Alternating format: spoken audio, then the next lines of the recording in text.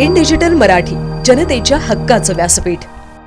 अंबरनाथ तालुका राष्ट्रीय कीर्तन महोत्सवाच्या वतीने गेल्या 22 वर्षापासून बदलापूरमध्ये एक हा कीर्तन महोत्सवाचा कार्यक्रम आपल्या सगळ्या कार्यकर्त्यांच्या आणि नागरिकांच्या सहकार्याने होतोय आणि निश्चितपणे 22व्या वर्षामध्ये पदार्पण करत असताना यावर्षी कीर्तनकार सुद्धा आपण चांगल्या प्रकारची निवड करून राज्यामध्ये ज्यांचं नाव लौकिक आहे, ज्यांच्या कीर्तनासाठी हजारो लोकांची गर्दी होते, अशा चांगल्या कीर्तनकारांना आपण बदलापूरमध्ये माझ्या नागरिकांसाठी आपण ही एक चांगली पर्वणी आणलेली आहे। या कीर्तनाचा लाभ सगळ्यांनी घ्यावा यासाठी खऱ्या अर्थाने माझी तुम्हाला सगळ्यांना विनंती राहील की 2025 ची सुरुवात ही बदलापूरमध्ये एका चांगल्या विचारातून व्हावी।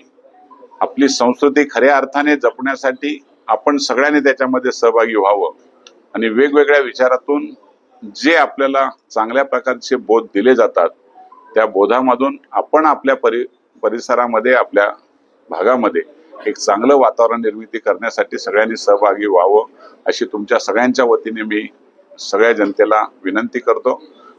5 तारखेपासून 12 तारखेपर्यंत रोजच कीर्तनाचा लाभ घ्यावा अशा प्रकारची विनंती करतो।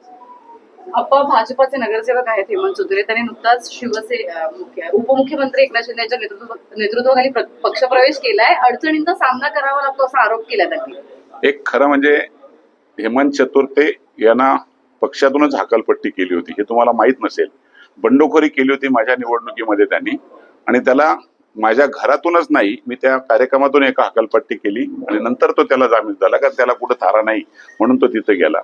आम्हाला जर फोडायचे असतील तर आम्ही बरेच घेऊ, ते उपमुख्यमंत्र्याकडे मी मुख्यमंत्र्यांच्याकडे करून घेईन।